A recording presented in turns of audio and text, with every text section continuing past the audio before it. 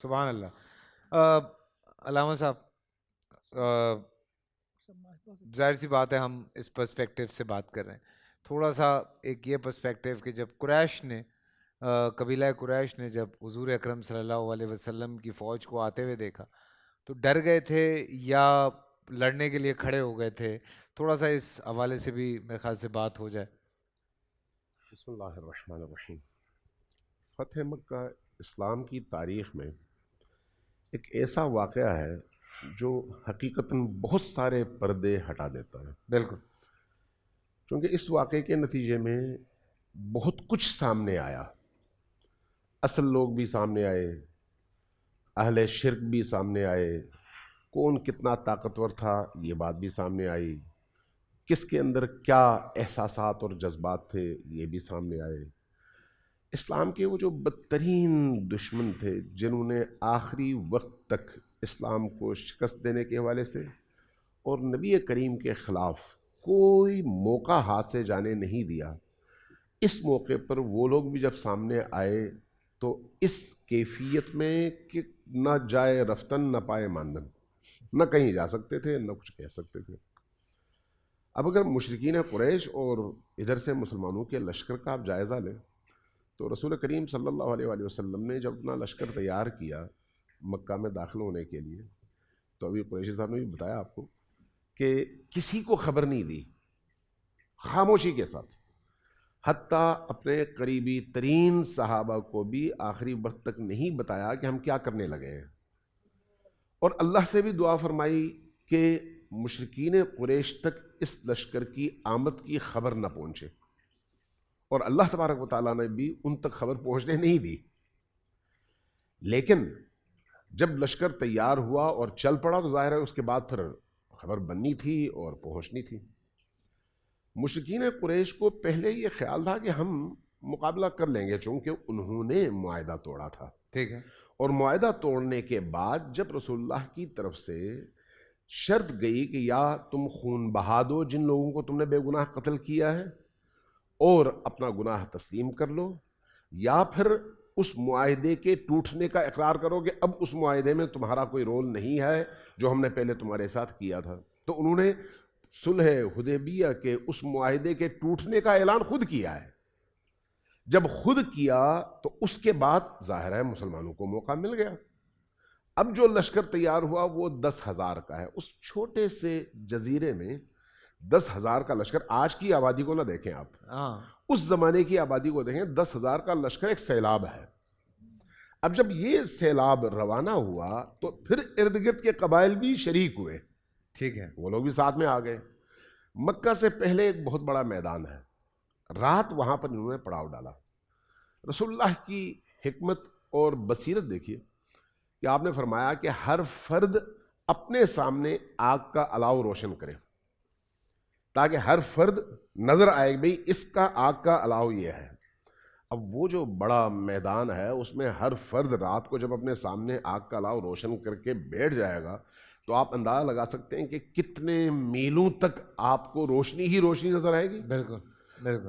اب یہاں پر قریش کے ان مشرکین کی طرف سے چونکہ سردار ابو سفیان تھا لہذا سب نے اس سے کہا کہ کسی طرح سے اب جان بخشی کی راہ نکالو۔ اب وہ اعلان چونکہ کر چکے تھے اب پلٹ نہیں سکتے تھے، انہوں نے بڑی کوشش کی کہ کسی طرح سے اس اسلامی لشکر کو، مسلمان لشکر کو مکے میں داخل ہونے سے روکا جائے، اور اس کے لیے مورخین نے لکھا ہے، اور میں جو نقل کروں گا وہ رحیق المختوم سے نقل کروں گا۔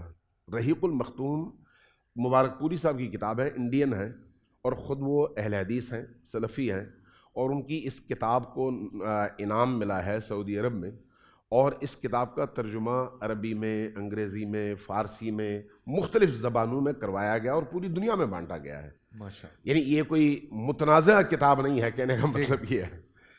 تو انہوں نے اپنی اس کتاب میں بڑی زبردست تاریخ لکھی ہے اس حوالے سے۔ وہ کہتے ہیں کہ نبی کریم کے اس لشکر کو روکنے کے لیے اب قریش کی طرف سے، مشرکین کی طرف سے کوئی اور رستہ نہیں تھا، اس لیے ابو سفیان گیا اور اس نے ہر دروازے پر دستک دی۔ حضرت ابو بکر کے پاس گیا، حضرت عمر کے پاس گیا، پھر حضرت عباس کے پاس گیا، یہاں تک کہ حضرت علی کے پاس آیا, حضرت فاطمہ کے گھر آیا, ہر جگہ سے اس کو ایک ہی جواب ملا کہ ارادہ نبی کریم کا ہے اور اس ارادے کو کوئی بدل نہیں سکتا. اللہ. اب وہ آیا حضرت عباس کے پاس, کہا کہ کوئی رستہ نکالے. کہا کہ میں تمہیں لے کے چلتا ہوں نبی کریم کی بارگاہ. نبی کریم کی اونٹنی ان کے پاس تھی, اس پر ان کو سوار کیا اور لے کر نبی کریم کی بارگاہ میں آئے. مبارک پوری صاحب یہ لکھتے ہیں, کہتے ہیں کہ جب نبی کریم کی بارگاہ میں آئے, بعض اصحاب نے ان کو قتل کرنے کا ارادہ کیا اس کو, تو نبی کریم نے روک دیا, اور حضرت عباس نے کہا کہ نہیں یہ میری پناہ میں ہے اس وقت. اور نبی کریم کی بارگاہ میں آ کر آپ سے سفارش کی کہ یا رسول اللہ اب ان کے پاس کوئی اور چارہ نہیں ہے, تو اب آپ ان کو معاف کر دیں. نبی کریم نے فوراً معاف فرمایا. سبحان اللہ. جب معاف فرمایا اس نے وہاں پر کلمہ پڑھا, نکل آئے. جب لشکر رات میں اس کیفیت میں اس میدان میں جمع تھا تو حضرت عباس کہتے ہیں مبارک پوری صاحب کے بقول رحیق المختوم میں کہ وہ کہتے ہیں کہ میں اور ابو سفیان ایک چوٹی پر تھے اور وہاں سے دیکھ رہے تھے, تو ابو سفیان کے چہرے کی رنگت تبدیل ہوتی چلی جا رہی تھی. اور جب صبح لشکر داخل ہونے لگا مکہ کے اندر تو ابو سفیان مجھ سے بار بار پوچھنے لگا یہ کون سا لشکر ہے, یہ کون سا لشکر ہے, یہ کون سا لشکر ہے. میں ایک ایک کر کے بتاتا چلا گیا. جب رسول کریم اپنے ساتھیوں کی جھرمٹ میں داخل ہوئے تو اس وقت ہیبت کی ایک عجیب کیفیت تھی کہ ہزاروں لوگ اب داخل ہو رہے ہیں. چونکہ مکہ گھاٹیوں کے درمیان میں ہے نا, اس لیے رستے بھی گھاٹیوں کے درمیان ہیں. آپ اگر کسی چوٹی پر چڑھ جائیں تو دور دور تک سارا منظر آپ کی نگاہوں کے سامنے ہوتا ہے. تو کہتے ہیں جب رسول کریم کا لشکر گزرنے لگا تو اس نے مجھ سے پوچھا کہ یہ کون ہے. میں نے کہا کہ یہ نبی کریم کا لشکر ہے اور درمیان میں ان سواروں اور مسلح جوانوں کے درمیان نبی کریم ہے. تو اس نے پلٹ کر کہا کہ تمہارے بھتیجے کی بادشاہت بہت بڑی ہو گئی ہے. حضرت عباس کہتے ہیں, یہ مبارک پوری سے ہم نقل کرتے ہیں, کہتے ہیں کہ حضرت عباس نے اس سے کہا کہ تم اب بھی محمد الرسول اللہ کی بجائے ان کو بادشاہ کہتے ہو, وہ نبی ہیں اللہ کے. اللہ. تو اس کے جواب میں اس نے کہا کہ ہاں اب تو سب کو یہی کہنا پڑے گا. اللہ اکبر. اس طرح سے یہ لشکر داخل ہوا مکہ کے اندر. سبحان اللہ. اب جب مکہ کے اندر یہ داخل ہوتا ہے نا تو یہاں پر بھی حضرت عباس سفارش کرتے ہیں ابو سفیان کی کہ یا رسول اللہ اس کو کوئی ایسا اعزاز دیں جس سے اس کا دل نرم ہو جائے. اس پر رسول کریم نے ایک اعلان فرمایا کہ جو لشکر مکہ میں داخل ہوا ہے یہ چونکہ پہلے سے نصیحت کر چکے تھے کہ مکہ میں داخل ہونے کے بعد جنگ کے اصولوں کو کس طرح سے آپ نے فالو کرنا ہے, جو رسول اللہ ہے نا, لہٰذا فرمایا کہ اب 3 طبقات کو آپ کچھ نہیں کہیں گے. ایک وہ طبقہ جو کعبۃ اللہ کے اندر داخل ہو, چاہے کوئی بھی ہو, اس کو آپ نے کچھ نہیں کہنا. واہ. دوسرا وہ جو اب بھی آ کر لا الہ الا اللہ محمد رسول اللہ کہہ دے, چاہے مجبوری میں کہے چاہے اختیار سے کہہ دے, صرف اللہ اکبر, جو کہے لا الہ الا اللہ اس کو کچھ نہیں کہنا. اور تیسرا کہا جو ابو سفیان کے گھر چلا جائے اس کو بھی کچھ نہیں کہنا. یہ گویا نبی کریم کی طرف سے اعزاز بھی تھا آخری وقت میں مشرکین کے اس سردار کے لیے جو ساری زندگی رسول اللہ سے لڑتا رہا اور آخر میں بھی اس کے زبان پر یہ جملے تھے.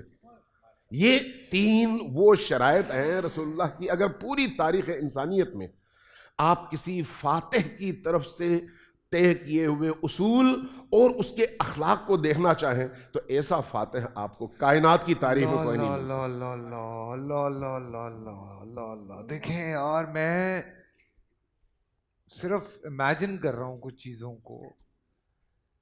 ہم آج کے دور میں کوئی کتنا ہی بڑا آدمی کیوں نہ ہو, کوئی کتنا ہی بڑا, اس طرح سے ایسے معاف کیا ہے. پورا سال انتظار تھا مجھے.